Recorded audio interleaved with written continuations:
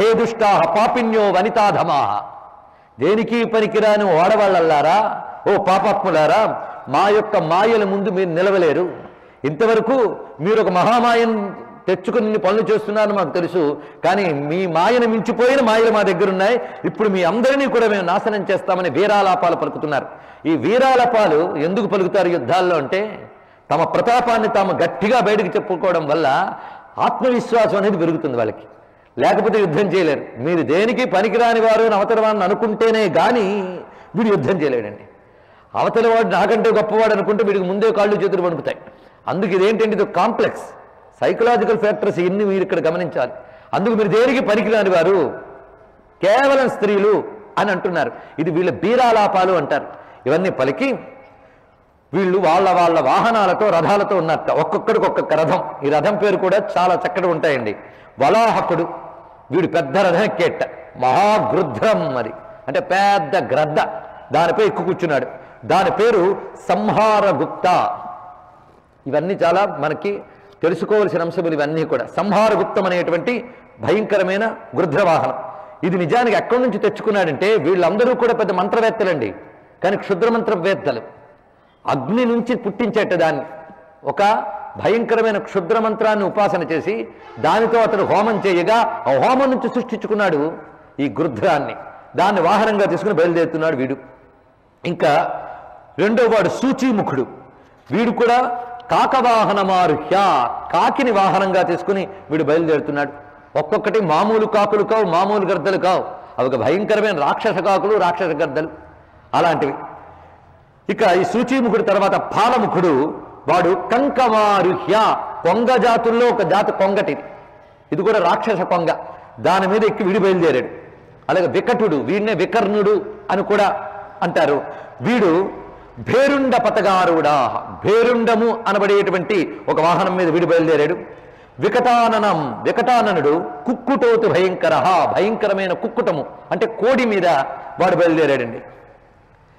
ఇక వీళ్ళందరితో పాటు కరాక్షుడని మరుగుడున్నాడు. ఈ కరాక్షశ్చము భర్త, వీడు ప్రేత వాహన, ప్రేతాన్ని వాహనంగా తీసుకుని వెళ్ళేట. ఇది వినగానే ఇదేమిటి అనిపిస్తుంది కదా. ఉపాసకుల్లో క్షుద్ర ఉపాసకుల రహస్యాలు ఇక్కడ చెప్తున్నాడండి. ఇది ఒక పెద్ద మంత్రశాస్త్రం, లలితోపాఖ్యానం ముందే చెప్పుకున్నాం. మనకి ఎన్నెన్ని బాధలు ఉన్నాయో ఋషులకు తెలిసి ఆ బాధల నుంచి మనం బయటపడడానికి మంత్రాలు చెప్పారు. ఆ మంత్రాలు చేయడానికి అనువైన దేశకాల పరిస్థితులు లేవు మనకి. అందుకే కథల రూపంలో మనం వింటూ ఉంటే ఆ మంత్రదేవతల అనుగ్రహం మనం పొందవచ్చు. ఇక్కడ ప్రేతవాహన అంటే కొంతమంది ప్రేతశక్తుల్ని ఉపాసన చేసి దుష్టత్వాన్ని తీసుకొస్తారు. ప్రేతశక్తులు, భేతాళ శక్తులు మొదలైన తామసిక ఉపాసకులు. దేవత ఉపాసనల్లో కూడా 3 రకాలు ఉంటాయి, గుర్తుపెట్టుకోండి. సాత్వికోపాసన, రాజసోపాసన, తామసోపాసన. ప్రతి దేవత ఉపాసనలో ఇవి ఉంటాయి. అది విష్ణు భక్తుల్లోనూ ఉంటారు, శివభక్తుల్లోనూ ఉంటారు, దేవి భక్తుల్లోనూ ఉంటారు. ఆ ఉంటారని భాగవతంలో కపిల మహర్షి చెప్పాడు. 3 రకాలైనటువంటి ఉపాసకులు ఉంటారు నాయన. ఈ 3 రకాలుగా ఉపాసించే వాళ్ళని సగుణ భక్తులు అని అంటారు. చిత్తశుద్ధితో శుద్ధ సత్వంతో ఉపాసించే వాళ్ళని నిర్గుణ భక్తులు అని అంటారు అని వివరించాడు ఇక్కడ. అందులో తామసికోపాసన ఎలా ఉంటుందంటే, అవతలి వారిని హింసించి తమ ఆధిక్యత చాటించుకోవాలనుకునే వాళ్ళు తామసికోపాసకులు. దానికోసం దేవతను ప్రార్థన చేస్తారు. వీళ్ళు ఎలా ఉంటారంటే, వీళ్ళ ఆఫీసుకు బయలుదేరుతూనే నా చుట్టూ ఉన్న వాళ్ళందరికీ ఏదైనా అయిపోవాలి, తద్వారా నాకు కీర్తి రావాలి, అవతలి వాడి నాశనం ద్వారా తనకు గొప్పతనం రావాలని కోరుకునే వాళ్ళందరూ తామసికోపాసకులే. అది గుర్తుపెట్టుకోండి. రాజసోపాసన ఎలా ఉంటుందంటే, వీళ్ళకి పాపం ఏమి కోరుకోవాలో తెలియదు, అన్ని కోరికలు ఉంటాయి వీళ్ళ దగ్గర. పొద్దుట్లేచిన దగ్గర నుంచి దేవుడి దగ్గరికి వెళ్ళేటప్పటి వరకు వాళ్ళకి చిట్టా చిట్టా చిట్టా. వాళ్ళకి లలితా సహస్రనామంలో ఆ నామాలు కనబడవు, వీళ్ళు పెట్టుకున్న కోరికలు సహస్రనామాలు కనిపిస్తాయి. కోరికలు కోరికలు కోరికలు. మనకి 190% మంది రాజసోపాసకులే. ఇది బాగా గుర్తుపెట్టుకోండి. అందరం దేవుణ్ణి కోరుకునేది మాత్రం కేవలం కోరికలతోనే మనం దేవుడి దగ్గరికి వెళ్తాం. ప్రేమతో ఎవరు వెళ్ళం. ఉన్న మాటలు చెప్పుకోవాలి కదా. కనుక ఏ దేవతను ఉపాసిస్తే ఏమొస్తుంది అని ముందు లెక్క వేసుకుని ఏ కోరికకి ఎవరిని ఉపాసించాలి అని నిరంతరం ఈ కోరికలతో ఉపాసిస్తూ, అలా ఉపాసించడమే కాకుండా నేను ఫలానా చేస్తున్నానని చాటింపు వేసుకుని ఆడంబరంగా చేసే వాళ్ళందరూ రాజసోపాసకులు. కొంతమంది మేము శక్తి ఉపాసకులు విజిటింగ్ కార్డులు కూడా వేయించుకుంటారు వీళ్ళు. ఇంటి నేమ్ ప్లేట్లో కూడా ఉంటాయి దేవి ఉపాసకుడు అని. డిగ్రీయా అండి?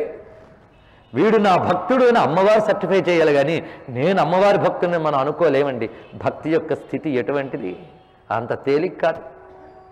కనుక ఇలాంటి వాళ్ళందరూ రాజసోపాసకులు. అయితే వాళ్ళకి ఫలితం ఇస్తుంది అమ్మ, వీళ్ళకి ఇస్తుంది, కానీ ఈ ఫలితాలు ఇక్కడికిక్కడే అయిపోతాయి. తామసికోపాసకులకి చాలా భయంకరమైనటువంటి దుర్గతులు వస్తాయి. మొట్టమొదట జరిగిపోయినట్టు అన్ని సులభంగానే జరిగిపోతాయి. పైగా తామసికోపాసన చాలా వేగంగా సిద్ధినిస్తుంది, అదొక రహస్యం. చాలా తొందరగా ఇచ్చేస్తుంది, కానీ అంత తొందరగా బెడిసి కొడతాయి తామసికోపాసనలు. హింస ఎక్కడుంటుందో అక్కడ తప్పకుండా నాశనం ఉంటుంది. లేకపోతే రావణుడు తామస దృష్టితోనే భయంకరమైన ఉపాసన చేశాడు, ఏమయ్యాడు? మరి ఉపమన్యువు మొదలైన వాళ్ళు సాత్విక దృష్టితో అదే పరమశివుడిని ఆరాధించి మోక్షాన్ని పొందారు. మరి కనుక ఉపాసకుల యొక్క గుణభేదం బట్టి ఫలభేదం ఉంటుంది తప్ప దేవతల్లో ఏ లోపాలు ఉండవు, బాగా తెలుసుకోండి. అందుకు తామసికోపాసకులకు హింస ఉంటుంది, రాజసికోపాసకులకు ఆడంబరాలు, కోరికలు, కావేశాలు ఉంటాయి. సాత్వికోపాసకులు ఎలా ఉపాసిస్తారు? ఇది చాలా గొప్ప మాట. సాత్వికోపాసకులు రెండిటి కోసం చేస్తారట. ఒకటి ఏమిటంటే, అనేక జన్మల నుంచి నాలో పేరుకుపోయినటువంటి పాపమాలిన్యం తొలగాలి. ఈ బుద్ధే కొందరికి పుట్టదండి. నేను శుద్ధుణ్ణి కావాలని ఎంతమంది దేవుడి ముందు నమస్కారం చేస్తారండి? నాకేవో కోరికలు సిద్ధించాలనే తప్ప నేను శుద్ధుణ్ణి కావాలని ఎవ్వరికీ లేదు. సిద్ధి మీద ఉన్న ఆశ శుద్ధి మీద ఏ ఒక్కరికి లేదు. కానీ సాత్వికోపాసనలో ఏముంటుందంటే, నాకు చిత్తశుద్ధి కలగాలి. అదేవిధంగా ఈశ్వరార్పణ బుద్ధితో చేస్తారు. సాత్వికులు రెండిటితో చేస్తారు. చిత్తశుద్ధి కోసము ఈశ్వరార్పణ బుద్ధితో చేసేది సాత్వికోపాసన. శంకర భగవత్పాదుల వారు ఇలా చెయ్యండి ఉపాసన అని మనకు శాసించారు. అందుకే మనం ఏ సంకల్పం చెప్పినా మమ ఉపాత్త దురితక్షయార్థం శ్రీ పరమేశ్వర ప్రీత్యర్థం, ఇది అసలు సంకల్పం అండి.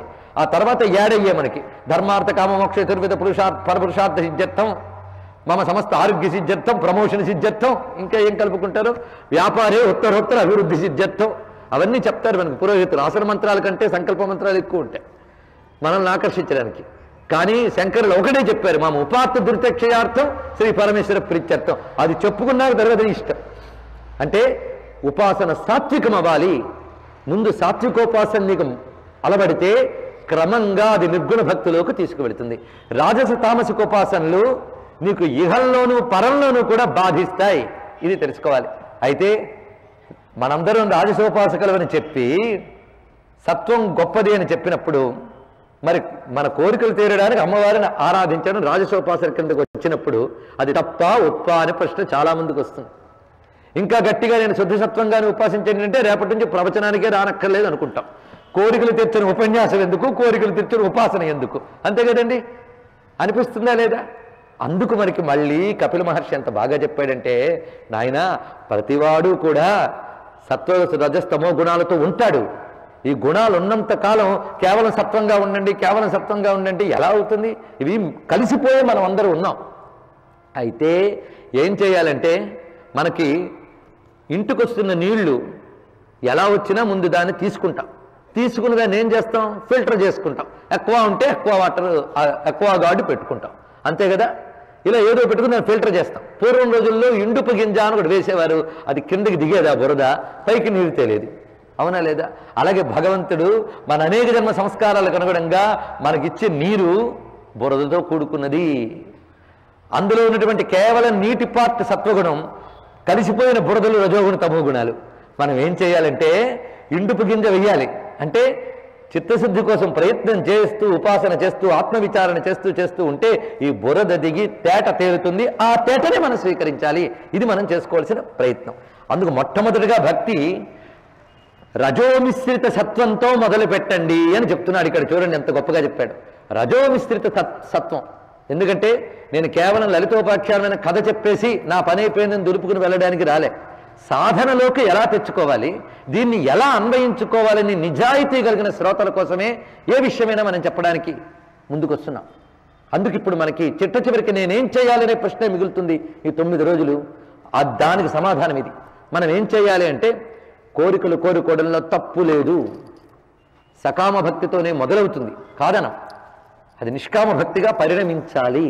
దానికి ఏం చేయాలి తెలుసుకోవాల్సింది ఏమిటంటే, సాత్వికమైన బుద్ధి ముందుండాలి. అంటే నాకు చిత్తశుద్ధి కావాలి, ఈశ్వరార్పణ బుద్ధి కావాలి. అని రెండు చేస్తూ, అందుకే మన పెద్దవాళ్ళు మనకు తెలిసినా తెలియకున్నా చెట్టు చివరి కృష్ణార్పణం శివార్పణం అని నేర్పారు. ఇంత చేసి కృష్ణుడికి అర్పించేయాలండి అంటే మనం ఏం చెప్పలేం. ఎందుకంటే నువ్వు చేసిన వాటిలో ఎన్ని లోపాలు ఉన్నాయో నువ్వు కృష్ణార్పణ అనడం చేత ఆయన ముందు పుచ్చుకుని ఆ లోపాలన్నీ తీసేసి దాన్ని ఎనర్గేట్ చేసి నీకు తిరిగిస్తాడు. అందుకు కృష్ణార్పణం శివార్పణం అది మనకు పెద్దవాళ్ళు చెప్పినటువంటి గొప్ప మాటలండి. అప్పుడు మనకేమొచ్చింది? భగవదర్పణ బుద్ధి వచ్చింది. ముందే మమ ఉపాత్త దుర్తిక్షయ ద్వారా అన్నాం కనుక చిత్తశుద్ధి కోసం ప్రయత్నం ఉంది. దాని తర్వాత నువ్వు ఏ కోరిక పెట్టుకున్నా ప్రమాదం లేదు. కానీ మళ్ళీ పెట్టాడు అక్కడ, ధర్మావిరుద్ధో భూతేషు కామోస్మి భరతర్షభ అని గీతలో పరమాత్మ చెప్తున్నాడు. ధర్మమునకు విరుద్ధము గాని కామము నా యొక్క స్వరూపము అన్నాడు ఆయన. కనుక ధర్మసమ్మతమైన కోరిక, నా పిల్లలకు ఆరోగ్యం బాగుండాలి, నా భార్య ఒంట్లో బాగుండాలి, మా భర్త చక్కగా ఉండాలనుకోవడం పాపం కాదు. ఇది బాగా గుర్తుపెట్టుకోండి. ఎందుకంటే ధార్మికమైనటువంటి కోరిక. అయితే ఇదే నా జీవిత పరమార్థం కాదు అనే స్పృహ కూడా ఉండాలి. అసలు కావలసింది చిత్తశుద్ధితో బ్రహ్మజ్ఞానం కావాలి, అదే జీవితానికి పరమార్థం. అందుకు ఇది కావాలి, అదే కావాలి. అందుకు రజోమిశ్రిత సత్వాన్ని ముందు నువ్వు ఆశ్రయించి క్రమంగా ఈ రజోగుణాన్ని కూడా పోగొట్టుకుని కేవల సత్వాన్ని మిగిల్చుకుని శుద్ధ సత్వస్వరూపుడివై నిర్గుణ భక్తిలోకి వెళతావు. ఆ నిర్గుణ భక్తినే ప్రేమ భక్తి, జ్ఞాన భక్తి అని అంటారు. అక్కడికి వెళ్ళేటప్పటికల్లా అమ్మ లేదా మన అభీష్టదైవం వాటిని స్మరించుకోవడం, వాళ్ళని కీర్తించడం, ఆనందించడం. ఎందుకు స్మరిస్తున్నావంటే 108 మార్లు ఈ జపం చేస్తేనండి నాకు పుణ్యం అండి. ఏమండి, మీరు గత ఏడాది వచ్చినప్పుడు శివాయ గురువైన చెప్పారు 1000 మార్లు చెప్పిన ఏడాది పాటు చేశాను, ఇంకా చేయమంటారా ఆపేయమంటారా అని. అంటే ఏరు దాటకి తప్ప తగిలేసామంటే ఇదే మనకి. అలాంటి ఉండవండి సాత్విక భక్తిలో. ఆయన ఏదో ఇస్తాడని కాదు, ఆయన నామం అంటూ ఉంటే కలిగే ఆనందం, ఆయన తలంచుకుంటూ ఉంటే ఆనందం, అది అసలైన భక్తి అండి. ఆ భక్తి ప్రహ్లాదుడిది, ఆ భక్తి శబరిది, ఆ భక్తి ఉడతది. ఆ భక్తులు వాళ్ళు తమ కోసం ఏమీ చేయరు, ఆ చెయ్యడంలో ఉండే ఆనందంతో వాళ్ళు చేస్తున్నారు.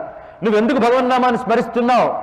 ఎందుకేముంది, స్మరిస్తే కలిగే ఆనందం ఉందే దానికోసమే. అందుకని స్మరించడం వల్ల ఏదో ఫలితం కాదుటి వాళ్ళకి. ఇది అండి, ఆ స్థితికి మనం వెళ్ళిపోవాలి. భగవంతుని స్మరించినా, ఆయన తలంపు మనసుకు తాకినా, ఆయన పేరు తగినా ఒళ్ళు పులకించిపోయి చిందులు వేస్తారే, అది అసలైన భక్తి. అలాంటి భక్తులు ఎటువంటి వారైనా పరమాత్మ అనుగ్రహిస్తాడు. మనం పెద్దగా అంటూ ఉంటాం, శబరిని అనుగ్రహించినట్లు నన్ను అనుగ్రహించవా, లేదా గజేంద్రుడిని అనుగ్రహించినట్టు నన్ను అనుగ్రహించవా అని అనుకోవడానికైనా అవకాశం ఉందా అండి? వాళ్ళు ఎటువంటి భక్తులు, ఎటువంటి ప్రేమ వాళ్ళకు ఉన్నది. కమలాక్షి నర్చించు కరములు కరములు అని అన్నాడు ఆయన. చేతులు సార్థకం కోసం నేను నారాయణ అర్చిస్తానన్నాడు. అందుకని చేతులతో అర్చిస్తే అటువైపు అకౌంట్ పెరిగిపోవాలి అనుకుని కాదు కదా భక్తి. కనుక మొట్టమొదటి రజోమిశ్రిత సత్వాన్ని మనం అంగీకరించినా క్రమంగా దాన్ని కూడా తొలగించుకుని పరమమైన భక్తిని అమ్మని మనం ప్రార్థించాలి. అందుకే ఒక మహానుభావుడు అంటాడు అమ్మ ముందు, అలా కోరుకునే దమ్ము మనకుందా ఆలోచించండి. పాతయవా పాతాళే స్థాపయవా సకల లోక సామ్రాజ్యే మాతస్తవ చరణయుగం నాహం ముంచామి నైవ ముంచామి. అమ్మా, నువ్వు నన్ను పాతాళంలో పాతిపెట్టేసినా పర్వాలేదు, లేదా తీసుకెళ్ళి ఎక్కడో స్వర్గంలో కూర్చోబెట్టినా పర్వాలేదు, నీ పాదాలు మాత్రం నేను వదలను వదలను వదలను అన్నారు. అదండి భక్తి అంటే. మనకు కాస్త అనుకున్న ఫలితం పక్కకపోతే అది చేశారండి, ఫలితం కనబడలేదు, మరి ఏదైనా మార్చమంటారా? ఇవా అండి అటువంటి భక్తి. ఆ భక్తి నిమ్మనమని అమ్మని ప్రార్థిద్దాం మనం. అందుకు అమ్మ ఎటువంటిదంటే, తన గురించి తాను పట్టించుకోకుండా కేవలం అమ్మనే పట్టించుకునేవాడు ఎవడైతే ఉన్నాడో వాడు గురించి అమ్మ పట్టించుకుంటుంది. అదే అనన్యాశ్చింతయంతో మాం ఏ జనా పర్యుపాసతే తేషాం నిత్యాభియుక్తానాం యోగక్షేమం వహామ్యహం అనే మాట కృష్ణునిదే కాదు, అమ్మది కూడా. తత్వం ఒక్కటే కదా ఎవరైనా. కనుక అమ్మ చెప్తున్నది, వాళ్ళని అమ్మ పట్టించుకుంటుంది. అందుకు తన బిడ్డల మీద ఎవరైనా చెడు చూపులు వేస్తే ఆ చెడు చూపులు పోగొట్టడానికై అమ్మ నుంచి ఒక శక్తి వస్తుంది. ఇప్పుడు రాబోతోంది ఆవిడ. ఆ చెడు చూపుల శక్తులే 7. మరెవరో కాదు, గుర్తుపెట్టుకోండి. చెడు చూపులు, వీటినే మనం దిష్టి దోషాలను లోకంలో అంటాం. ఏమంటే చూపులకి అంత శక్తి ఉందా అండి అని ఒక ఆయన అంటాడు తెలియక. మనకు దిష్టిలో తీయడం పెద్దవాళ్ళు చిన్నప్పటి నుంచి అలవాటు చేసేవారు. ఈ రోజుల్లో చాదస్తం లేదు అంటున్నాం. అంటే ఆ దిష్టి దోషంతో ఏడిచే రాతుంది గనక వాటిని చాదస్తం అని తోసిపుచ్చేస్తున్నాం మనం. సూక్ష్మమైన విజ్ఞానం ఇక్కడ ఉందండి. ఎందుకంటే ప్రతి మనిషి ఒక శక్తి యూనిట్, వాడు ఒక ఎలక్ట్రికల్ యూనిట్ లాంటి వాడి నుంచి ఎనర్జీ ప్రసరిస్తూనే ఉంటుంది. చుట్టూ ఉన్న మండలంలోకి ప్రసరిస్తూనే ఉంటుంది. వాయుమండలంలోకి వాడి నుంచి శక్తి మండలం ప్రసరిస్తూనే ఉంటుంది ప్రతివాడిలోంచి. ఎందుకంటే ప్రతివాడి శక్తి కేంద్రమే, అవునా లేదా? వాడి నుంచి వస్తున్న ఎనర్జీ. అయితే ఎనర్జీ ఎప్పుడు ప్యూరే, దానిలో ఏం లోపం లేదు. కానీ వీడిలో ఉన్న సంస్కారముల్లో దుష్ట సంస్కారాలు మొదలైనవన్నీ ఉన్నాయనుకోండి, అప్పుడు ఏం జరుగుతుందంటే ఆ నెగిటివ్ ఎనర్జీ బయటకు వెళ్తుంది, అంతే. ఆ ఎనర్జీలో నెగిటివిటీ కలుస్తుంది. అదే వీళ్ళలో సుసంస్కారములు, పవిత్రమైన ఆలోచనలు, పవిత్రమైన జీవన విధానం ఉంటే ఆ వస్తున్న ఎనర్జీలో పాజిటివ్నెస్ ఉంటుంది, ఇంతే తేడా. అంటే ఒక గాలి వీస్తున్నది అనుకోండి, అక్కడ దుర్గంధపు వస్తువు కానీ ఉంచితే ఆ వీస్తున్న గాలిలోంచి దుర్గంధం మన దగ్గరికి వస్తుంది. దుర్గంధం గాలిదా వస్తువుదా? వస్తువుదే, గాలిది కాదు. దాని మించి వచ్చింది కనుక దానికి అంటింది, అంతే. సుగంధం ఉంటే సుగంధం అంటుతుంది.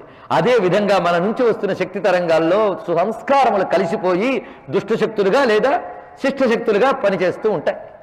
అలా మనకి లోకంలో అనేక రకాలైనటువంటి మనుషులు ఉంటారు, రకరకాల జీవులు ఉంటారు. వేటి నుంచి కొన్ని జంతువుల్లోంచి కూడా అవి చూస్తాయి కదా. శరీరంలో మాట నుంచి ఒక ఎనర్జీ వస్తుంది, కంటి చూపు నుంచి, రెండు చాలా ముఖ్యమండి. మిగిలిన వాటిల్లో ఎక్స్ప్రెషన్ లేదు, మీరు పరిశీలించి చూడండి. ఎక్స్ప్రెషన్, వ్యక్తీకరణ శరీరంలో ఏ పార్ట్స్లో ఉన్నాయి? మెయిన్గా ఉండేవి ఇవి. అసలు బాడీ అంతా ఒక ఎక్స్ప్రెషన్, అది వేరే విషయం. బాడీ లాంగ్వేజ్ ఉంది, చేతులు కదిలించడంలో, వీటన్నిటిలో కూడా ఉంది. అందుకు కొందరు ముట్టుకుంటే కొన్ని మనకు భయం వేస్తుంది, కొందరు చెయ్యి తగిలితే కొన్ని రోజుల వరకు మనకి ఏదో కంపరంగా ఉంటుంది, కొందరు చెయ్యి వేస్తే చల్లగా ఉంటుంది. కనుక బాడీకి అంతా ఉన్నప్పటికీ ఎంత దూరం నుంచైనా ప్రశంసగలిగే ఎక్స్ప్రెషన్ రెండిటికి ఉంది. ఒకటి మాట, రెండు చూపు. ఈ రెండిటికి ఉంది.